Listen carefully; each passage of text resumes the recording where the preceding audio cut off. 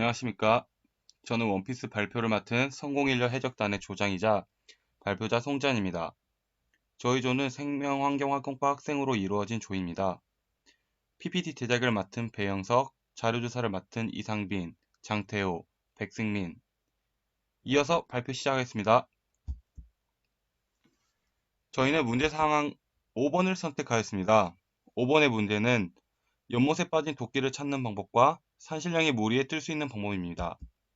문제 해결 방안에 대한 의견을 제시한 후 전공지식에 맞추어 실현이 가능한지 불가능한지 판단해 보았습니다. 옛날에 부지런히 살던 나무꾼이 나무를 하러 갔습니다. 열심히 나무를 하던 나무꾼은 그만 뒤에 있던 연못에 도끼를 빠뜨리고 말았습니다. 나무를 하여 먹고 살던 나무꾼은 단 하나뿐인 낡은 도끼가 반드시 필요하였습니다. 그런데 그때 산신령이 연못에서 나타났습니다. 이 상황에서 깊은 연못에 빠진 도끼를 나무꾼은 산신령의 도움 없이 꺼낼 수 있는 방법은 무엇일까요? 또 산신령은 과연 어떻게 물에 떠 있을 수 있었을까요? 첫 번째 문제의 종합 의견입니다. 첫 번째, 펌프를 이용하여 연못의 물을 모두 빼 도끼를 찾는 방법. 두 번째, 스쿠버와 같은 장비를 착용하고 직접 도끼를 찾아오는 방법. 세 번째, 도끼를 물에서 뜨게 하는 방법. 최종적으로 이렇게 세 가지 의견이 나왔습니다. 이제 이 의견들이 과연 실현 가능할지에 대한 내용을 알아보겠습니다. 도끼가 물에 뜨는 방법은 실현 불가능하다고 판단되었습니다. 일단 물에 뜨는 것을 생각해보면 대표적으로 배가 있습니다. 배가 물에 떠다닐 수 있는 이유는 바로 부력과 밀도를 이용한 것입니다. 배의 내부에 빈 공간을 많이 두어 밀도가 작은 공기로 가득 채우면 무게에 비해 부피가 커지면서 밀도는 부피분의 질량이라는 식에 의해 밀도는 작아지게 되고 배 전체의 밀도가 물의 밀도보다 작아져 물에 뜰 수 있는 것입니다. 하지만 도끼 내부에 공기를 담을 만한 공간이 없을 뿐더러 도끼를 만드는 철은 물의 밀도의 8배가량이 되고 만약 쇠 무게를 20kg, 가로 50cm, 세로 30cm, 두께 10cm라고 가정하였을 때 밀도는 약 1343.33kg/세제곱미터로 물의 밀도보다 크기 때문에 물에서 뜨기에는 불가능하다 판단하였습니다.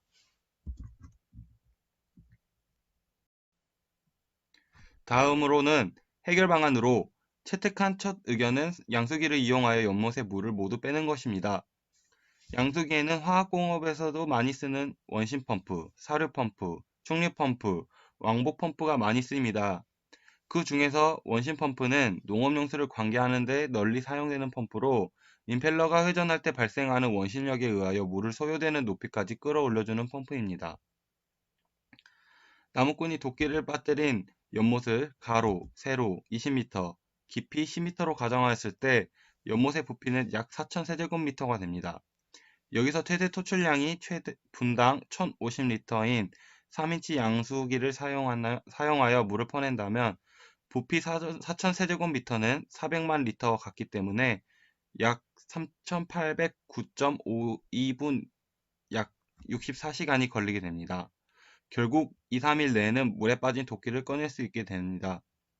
물을 퍼낼 다른 장소가 필요하다는 단점이 있습니다. 하지만 토출량이 더 높은 양수기를 사용할 시 시간을 단축할 수 있습니다.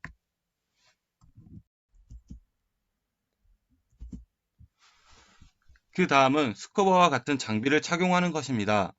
물은 10m마다 일기압씩 높아지기 때문에 수심이 10m 정도라면 장비가 없이도 충분히 물속에 들어가 도끼를 꺼낼 수 있겠지만 장비 없이는 물속에서 무언가를 찾는다는 것 자체가 숨이 차거나 앞을 보기 힘듭니다.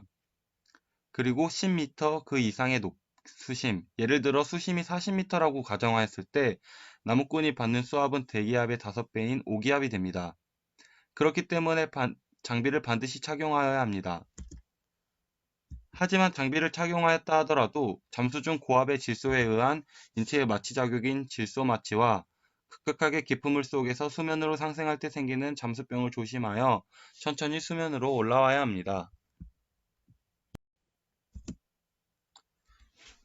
그 다음은 두 번째 문제 상황입니다. 산신령이 나타났는데 어떻게 물에 떠 있을 수 있었을까요? 제시된 의견입니다. 강한 수압을 이용한 플라이보드와 사람을 물 위에 띄우는 것 하면 생각나는 튜브를 이용한 방법. 그리고 물에 떠다니는 곤충인 소금쟁이를 생각했습니다. 소금쟁이처럼 물 위에 뜨는 것은 불가능하다고 판단하였습니다. 소금쟁이가 물에 뜰 수 있는 이유는 두 가지인데, 첫째는 물 분자가 서로 당기는 힘에 의해 동그랗게 뭉치는 현상인 표면 장력으로 소금쟁이는 새쌍의 긴 다리가 체중을 효과적으로 분산시킵니다. 두 번째 이유는 물의 부력입니다. 소금쟁이의 다리에는 물에 젖지 않은 가느다란 털이 무수히 밀생해 있는데, 물에 잠기더라도 다리에 밀생한 털 사이에 지극히 작은 공기방울이 잡혀 있어 공기의 부력으로 금방 떠오르게 됩니다. 그러므로 산신령이 뜨기 위해선 소금쟁이와 같이 새쌍의 긴 다리와 수없이 많은 물에 젖지 않은 털이 필요합니다. 하지만 산신령은 팔과 다리를 합쳐도 두 쌍밖에 되지 않고 물 위에 서 있어야 하기 때문에 두 다리밖에 사용하지 못합니다.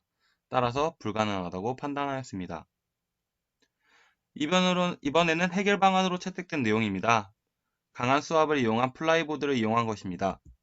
플라이보드의 원리는 고압 포스에서 아래로 뿜어져 나오는 물로서 뉴턴의 제3법칙인 작용 반작용을 이용한 것입니다. 물론 플라이보드를 사용하려면 수압과 불출각도, 무게중심을 잘 조절해야 하지만 산신령이 플라이보드를 잘 타게 된다면 수면 위에 뜰 수 있을 뿐 아니라 아이언맨처럼 수면 위에서 원하는 방향과 위치에 있게 됩니다. 다음은 튜브로 만든 산신령의 의상입니다. 튜브의 재질은 주로 PVC, 즉 폴리바이닐 클로라이드로 만든 고분자 물질입니다. 열 가소성 플라스틱으로 염화 비닐을 주성분으로 하고 있는 플라스틱입니다. 구조식은 위에 화면에 보이는 것과 같습니다. 다만 문제점이 있습니다. 일반 튜브처럼 물에 반만 뜨게 하는 게 아니라 산신령은 물 위에 두 발로 떠 있어야 합니다. 산신령을 대한민국 남성의 표준이 되는 키와 몸무게로 설정하였을 때 아무리 튜브로 만든 신발과 옷을 입었더라도 두 발로 서 있는 산신령은 수직으로 미는 면적이 좁기 때문에 물에 빠지거나 넘어질 수 있습니다.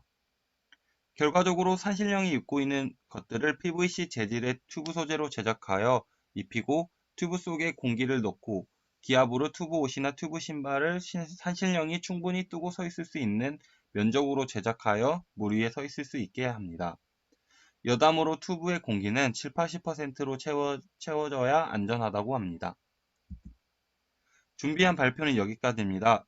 들어주셔서 감사하고 이상 성공인력 해적단이었습니다.